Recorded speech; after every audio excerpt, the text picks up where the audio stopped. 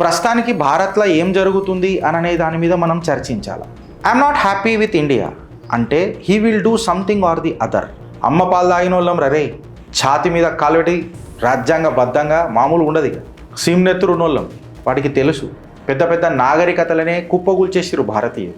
అందుకనే తూ సోచానా తూ సోచ్ లియానా తో ఉదరిచ్చి తెరుకు అని చెప్పి ఈ సర్కార్ ఆలోచిస్తుంది. అది కరెక్టా రాంగా మీరు చెప్పండి.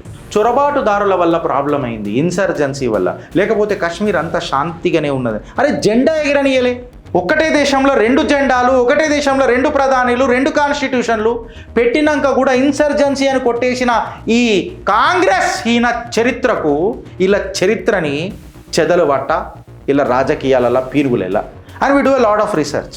ఆ రీసెర్చే మాకు ఒక కుటుంబాన్ని ఇచ్చింది, బ్లడ్ రిలేషన్ ఇచ్చింది. ఓ తల్లికి పుట్టకపోయినా భరతమాత బిడ్డలంగా గిరీష్ అని చెప్పి మాకు పెద్ద ఫ్యామిలీని ఇచ్చింది. నాకు కొన్ని గుర్తొచ్చిన సన్నివేశాలల్లో ఐఎమ్ ఎమోషనల్ గై. నేను ఖచ్చితంగా నా కుటుంబానికి పాదాభివందనం చేసుకుంటూనే వస్తాను. చిత్రగుప్త కుటుంబానికి అని అంటున్నాను.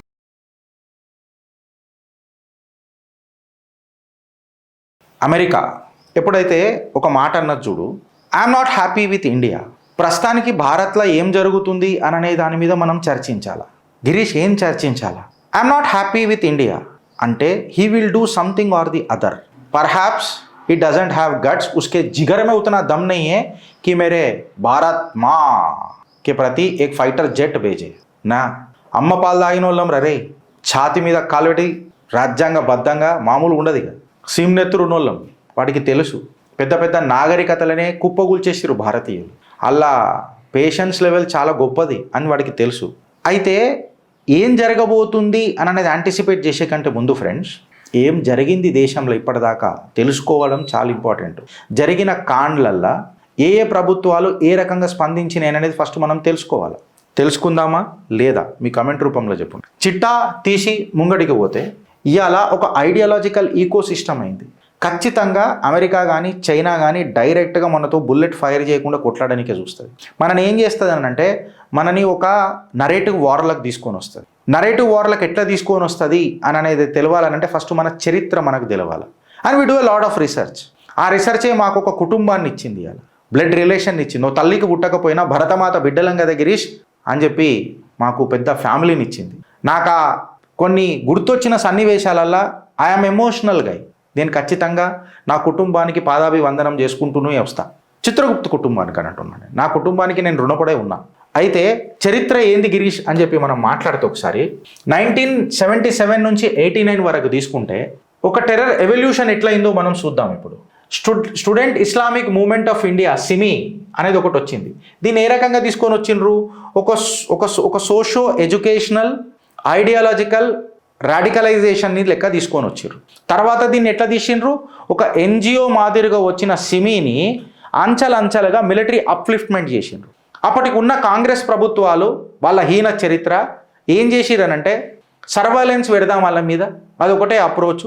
ఇప్పుడే వాళ్ళకు లీగల్గా మనం కాషన్ ఇద్దాము, ధమ్కి ఇద్దాము, వాళ్ళని ఏం చేయొద్దు మనము అని చెప్పి వాళ్ళ నెట్వర్క్ని చీరి చెండాడనీకే డిస్రప్ట్ చేయనీకే వెనక అడుగులు వేసిండ్రు. వాళ్ళు ఒక సివిల్ సొసైటీ కదా అని అన్నారు.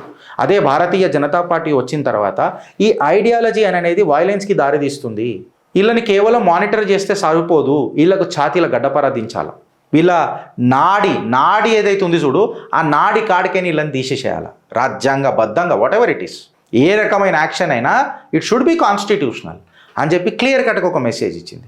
దెన్ కమ్స్ 1980 అఫ్ఘాన్ జిహాద్.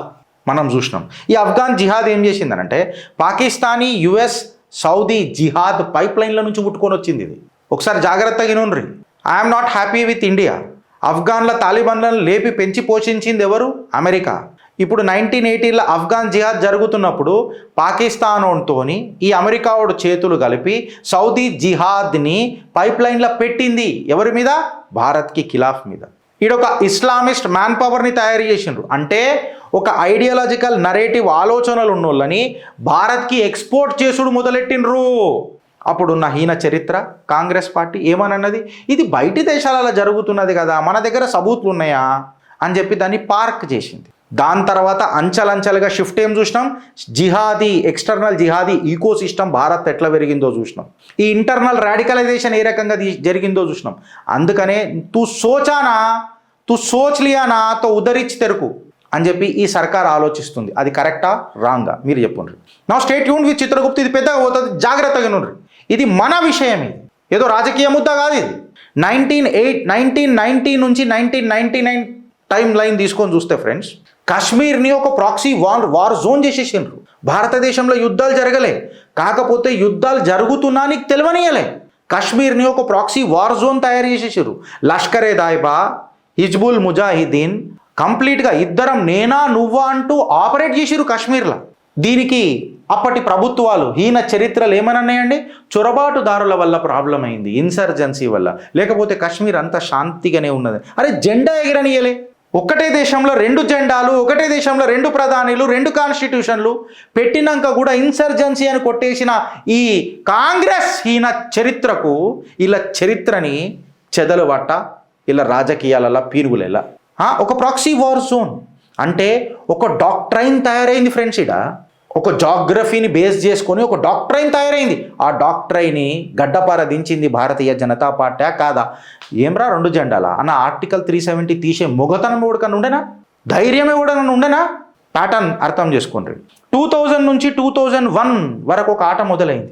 జైషే మొహమ్మద్ ఎప్పుడైతే మన IC-814 ఇండియన్ హైజాక్ ఉంది చూడు, ఇండియన్ ఎయిర్లైన్స్ది, అది కాగానే ఒక parallel attack radicalisation Simi under ground network start అయింది. కాంగ్రెస్ ఈయన చరిత్ర అప్పుడు మాట్లాడకపోతే ప్రాబ్లం అయ్యేటట్టు ఉందని చెప్పి రియాక్షన్స్ ఇచ్చుడు మొదలెట్టింది. మీరు అట్లా చేస్తారా, మీరు ఇట్లా చేస్తారా, ఒప్పుకుంటా. అప్పుడు వాజ్పేయి సర్కార్ ఉండే, అప్పుడు వాజ్పేయి గారు దోవల్ గారు మాటలు వినలేదు.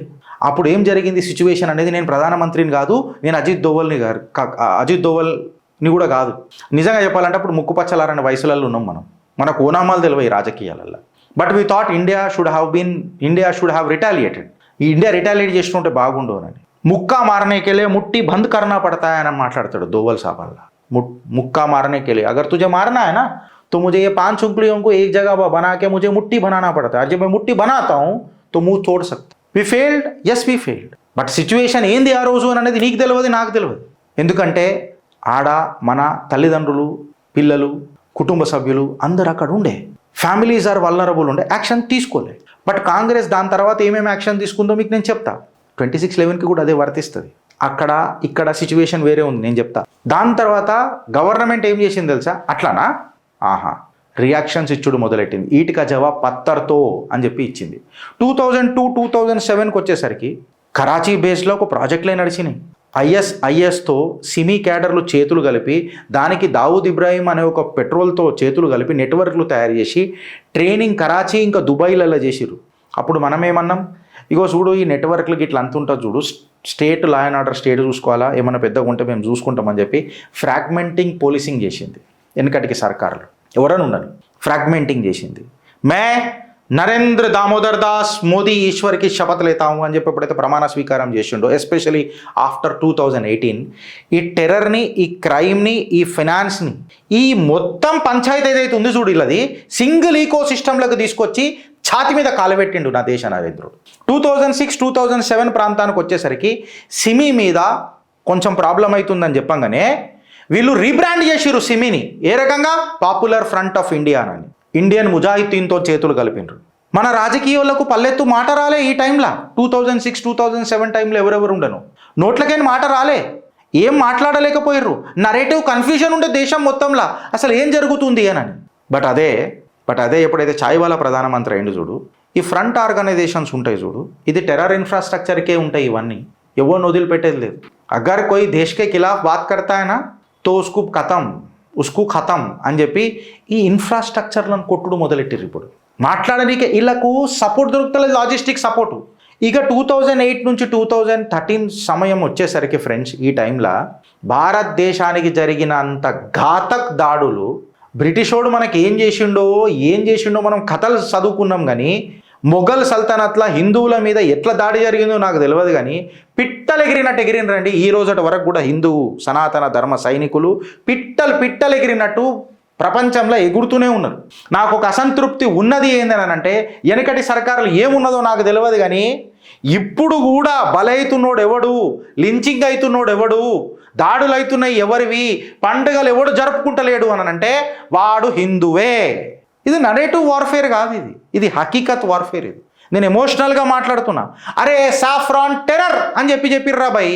నువ్వు నేను పండుకున్నాం, హిందువులు దాడి చేస్తారా, ఇది సాఫ్రాన్ టెర్రర్ అని ప్రూవ్ చేసిర్రు. కమ్యూనల్ బ్లాక్లాష్ చేయనికి చేసిండ్రు. ఈరోజు కూడా సందేశ్ ఖలీల వెస్ట్ బెంగాల్లో మన సర్కారులు ఉన్నాయని మనం అనుకుంటున్నాం, అయినా జరుగుతున్నాయి లించింగ్. ఒక మొన్న రాబోయే శ్రీరామనవమి అప్పుడు ఒక పోరడికి 23 బుల్లెట్లు ఛాతీలో దించుకున్నాడు రా. ఆగుతలేవు. అట్లీస్ట్ ఒక evidence driven intelligence systems start అయినాయి అని ఎవడెవడైతే మాట్లాడతారు చూడు. ఇవాళ హిందుత్వ సర్కార్ అనని హమారా విచారధార ఐసానే అంటే నీ విచారధార నా విచారధార కాదా? నువ్వు ఆలోచించింది అది కరెక్ట్ అయినప్పుడు నా ఆలోచన కరెక్ట్ కాదా? As long as I'm constitutionally correct. ఓడరా నువ్వు నీ విచారధారనే నడవాల. ప్రకాష్ రాజ్ గారు మాట్లాడతాడు ఇట్లాంటివి చాలా. నా విచారధార నీ కిందికే వస్తుంది నీకు దారం. వల్ల నేను అడుగుతున్నారా భయ్ చెప్పురు నా 26/11 ఇప్పుడు మాట్లాడతాడు. గిరీష్ నువ్వు అప్పుడు భారతీయ జనతా పార్టీ సర్కార్ వాజ్పేయి గారి సర్కార్ నేను వెనకేసుకొచ్చును. మళ్ళీ 26/11 అప్పుడు కూడా మనము అరే ఆడ మన కుటుంబాలు ఫ్లైట్లు ఉన్నాయి, ఈడ వాళ్ళని బయటికి తీసుకొచ్చిన తర్వాత టెర్రరిస్టులను న్యూట్రలైజ్ చేసిన తర్వాత గాజులు వేసుకొని కూర్చున్నారు నా కొడుకులు ప్రభుత్వాలల్లో. ఆ రోజున ఇండియన్ ఆర్మ్డ్ ఫోర్సెస్ రగిలిపోయింది వాళ్ళ మంటతోని. ఇలా నా బీపీ రేజ్ అవుతుంది ఇంటుంటే అది చదువుతుంటే. అరే అదంతా చదివినప్పుడు అందులో నుంచి కొంచెమే తీసుకొని వస్తాం. వీడికి గైడ్ లైన్స్ అన్నీ వచ్చేస్తాయి కదా. లేకపోతే when my armed forces were ready, ఈ నపుంసక్ గాళ్ళు సైలెంట్ ఉన్నారు. మళ్ళీ దాని మీద ఎందుకు మాట్లాడరా? ఓడు మాట్లాడొద్దు తప్పు. ఎందుకంటే హిందూ నువ్వు సెక్యులర్గానే ఉండు, నువ్వు అట్లనే సావురరే, నువ్వు అట్లనే సెక్యులర్గా ఉండి నువ్వు చావాలా. You have to end your life being secular because you have to live all your life considering their विचारधारा, क्योंकि तेरा विचारधारा को कोई मान्य नहीं रखता ना कोई भी, और किसी का दायित्व भी है नहीं कि कोई तेरे विचारधारा पे आगे बढ़े. 2013 కాడికి వద్దాం ఫ్రెండ్స్. జరా 2013 కాడికి రాగానే ఇండియన్ ముజాహిద్దీన్ వచ్చింది. ఇండియన్ ముజాహిద్దీన్ నెట్వర్క్ని డిస్మాంటిల్ చేసుడు మొదలెట్టింది ఎవరు? Intelligence bureau leadership. 2013లో ఏ సర్కారు ఉండే గిరీష్? మంచి అయినప్పుడు మంచి కూడా పెట్టినా నేను. ఇది టాక్టికల్ సక్సెస్ అంట, కాకపోతే స్ట్రాటజిక్ పాస్ అంట. ఇప్పుడు ఒక ఈకో సిస్టమ్ ఫౌండేషన్ పడ్డది. నీ ఐబీ, నీ ఆర్మ్డ్ ఫోర్సెస్, నీ ఎన్ఐఏ, నీ ఇజ్రో, వీళ్ళందరితో చేతులు కలిపి టెర్రర్ స్థావరాల మీద ఒక ఈకో సిస్టమ్ అప్రోచ్ మంచి నీట్గా పోతున్నది. 2014 నుంచి 2018 కాడికి వచ్చేసరికి ఇది ఐఎస్ఐఎస్ ఫేస్ అని చెప్పి మాట్లాడతారు. ఎందుకంటే ఐఎస్ఐఎస్ ఫ్రాంచైజీలు ఇచ్చి మొదలెట్టింది. వీళ్ళు అల్ఖైదాని కౌంటర్ చేసిండ్రు అండ్ ఒక కొత్త సంస్థ ఫార్మ్ అయింది, అన్సర్ గజ్వత్ ఉల్ హింద్. జకీర్ మూసాగాని పెట్టుకొని Ansar Ghazwat ul Hind. Ad hoc radicalisation, ad hoc జిహాదోన్తోనే కాంపిటీషన్ పెట్టుకుంటుండు. నేను నీకంటే విధ్వంసం చేస్తానని. ఆ ఫేజ్లా ప్రభుత్వాలు వచ్చినాయి. 2019 నుంచి 2022 వరకు ఈ Popular Front of India political వచ్చుడు మొదలెట్టింది దేశంలో. షహీన్ బాగ్ మర్చిపోయారా? ప్రొటెస్టులు చేసుడు మొదలెట్టింది. ప్రొటెస్టులు క్యాప్చర్ చేసి దేశంలో ప్రజలను నరేటివ్ వార్లకు తీసుకురానికి ప్రయత్నం చేసింది. ఏదో సర్కార్ గట్టిగా వచ్చిందిరా, పెట్టుకుంటే మజా రాదు, మనం ఇట్లాంటి ఫక్ర్ హై అని అంటాం చూడు, మనము ఇట్లాంటి మాటలు కావిగా ప్రభుత్వాలు చాలా గట్టిగా ఉన్నాయి. అందుకే మనం ఏం చేద్దాం డెమోక్రటిక్గా ప్రొటెస్ట్ చేద్దామని షహీన్ బాగ్ వచ్చినాయి. ఎనికటి ప్రభుత్వాలు ఈ ప్రొటెస్ట్లని శాంతియుతమైనవి కదా, టెర్రరిజంకి ఏం సంబంధించం అని చెప్పి మాట్లాడినారు. ఇప్పుడు ఈ ప్రొటెస్ట్ హైజాక్ అగర్ నేషనల్ సెక్యూరిటీ థ్రెట్కి ఉన్నది అని అంటే రాజ్యాంగబద్ధంగా ఏ రకంగా చర్యలు అవుతున్నాయో నేను మీ ఆలోచనకు వదిలిపెడుతున్నాను. నౌ కమ్స్ 2022లో పిఎఫ్ఐ బ్యాన్ చేసిండ్రు, ఈకో సిస్టమ్ని కంప్లీట్గా కొలాబ్స్ చేసారు. 2023-24లో ఇది వైట్ కాలర్ టెర్రర్కి మళ్ళగా దారి తీసింది. డాక్టర్లు దొరుకుతున్నారు, అకాడమిక్స్ ఒక టీచరు ప్రొఫెసరు 15 లక్షలు 20 లక్షలు ఖర్చు పెట్టి టెర్రర్లు స్పాన్సర్ చేస్తున్నారు. ఎన్జిఓ ఫండింగ్ దొరుకుతున్నది. డిజిటల్ ప్రాపగండాలు, ఎన్క్రిప్టెడ్ మెసేజ్లు టెలిగ్రామ్లలో నెట్వర్క్లు నడుపుతున్నారు. వెనకటికి ఇదంతా జరుగుతుంటే మనం బ్లైండ్ స్పాట్లలో ఉండే, బట్ ఇప్పుడు ఇవన్నీ ఎక్స్పోజ్ అవుతున్నాయి. మనం ఇట్లాంటి ఛానళ్ళు మాట్లాడుతున్నాయి. ఈ ఐడియాలజికల్ సప్లై చైన్లు ఎంత ఘాతకు పనిచేస్తున్నాయో వాటికి మెల్లమెల్లగా అంచెలంచెలుగా వాళ్ళు భూస్థావరాల నుంచి లేవట్టి పడదొప్పుతున్నారు. This is the phenomenal change మీ ఒక్క ఓటు మార్చింది. 2024-2025 జేఎన్యూ ఇన్సిడెంట్ నిన్న కూడా జరిగింది, నేను దాని మీద మాట్లాడతా. వాళ్ళు ఏంది రాడికల్ స్లోగన్ హమే చాయే ఆజాదీ. ఆజాద్ దేశంలో ఆజాదీ ఏంద్రా అంటే ఎవరు ఐడియాలజీ మాట్లాడుతున్నారు? ఇది భారతదేశం స్వతంత్రం లేదా? కాదా? స్వతంత్ర భారతదేశంలో ఆజాదీ స్లోగన్ లేంది. వెనుకటి ప్రభుత్వాలు ఇవి ఫ్రీ స్పీచెస్ అని అన్నారు. మీరు ఫ్రీడమ్ ఆఫ్ స్పీచ్ని కర్టేల్ చేస్తున్నారు అని చెప్పి మాట్లాడారు. ఈ సర్కార్ ఏం చేస్తుందో నేను మీకు వదిలేస్తా. 2026 మీద మాట్లాడదాం ఫ్రెండ్స్. ఈ అన్సర్ గజ్వత్ ఉల్ హింద్ ఏదైతే ఉన్నదో లష్కరే తాయిబాని యూజ్ చేసి అది కశ్మీర్ మీద ఫోకస్ చేస్తుంది. కంప్లీట్గా అన్సర్ గజ్వాత్ ఉల్ హింద్ ఏదైతే ఉంది చూడు, అది మొత్తం నేషన్ వైడ్ చూస్తున్నది. కేవలం రిక్రూట్మెంట్స్ కావు, ఎలైట్ రిక్రూట్మెంట్స్ కూడా చేస్తున్నారు. ఎన్జిఓలు అకాడమిక్లను కూడా చేస్తున్నారు. డిజిటల్ మీడియాను కూడా తీసుకుంటున్నారు. డిజిటల్గా వాళ్ళు గట్టిగా అవుతున్నారు. మళ్ళీ ఈ ఐడియాలజీని, ఇలా ఫినాన్స్ని, ఇలా లాజిస్టిక్ సపోర్ట్ని, ఇలా రిక్రూట్మెంట్ని, నరేటివ్ వార్ఫేర్ని ఏ ప్రభుత్వాలు సమర్థవంతంగా ఎదుర్కొనే ఒకసారి మీరు ఆలోచించరు ఫ్రెండ్స్. మీ కమెంట్ రూపంలో జర దయచేసి చెప్పండి. I'm taking pass for 2 seconds if needed. వెనకటికి క్యాంపెయిన్ ఎక్స్ట్రీమిజం అంటే డిసెంట్ అని అన్నారు. ఇమీడియట్ వాయిలెంట్ లేదు కదా, థ్రెట్ లేదు కదా అని అన్నారు. లా అండ్ ఆర్డర్ ఇష్యూ కాలేదు కదా అని చెప్పి వదిలేసిండ్రు. పోలీస్ సెంట్రిక్ అన్ని స్టేట్కి వదిలేసి పెట్టిండ్రు.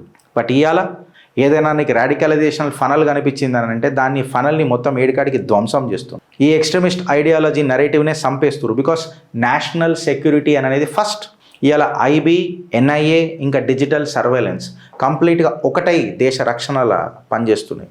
కాంగ్రెస్లో ఉన్నప్పుడు మొత్తం ఇన్సిడెంట్ డ్రివెన్ ఉండే, ఏజెన్సీలన్నీ ఫ్రాగ్మెంటెడ్ ఉండే, నరేటివ్లు వాళ్ళకే అర్థం కాలే ఫస్ట్ ఇంటెలిజెన్స్ వాళ్ళకు. ఎందుకంటే ప్రభుత్వాలు అన్నట్ల జీరో చేసి పెట్టేసినాయి. నరేటివ్ కన్ఫ్యూజన్ ఉండే, భయం ఉంటుండే, రాజకీయ నాయకుడు మమ్మల్ని ఏం చేస్తాడు అని ఒక పొలిటికల్ కన్ఫ్యూజన్ నడుస్తుండే.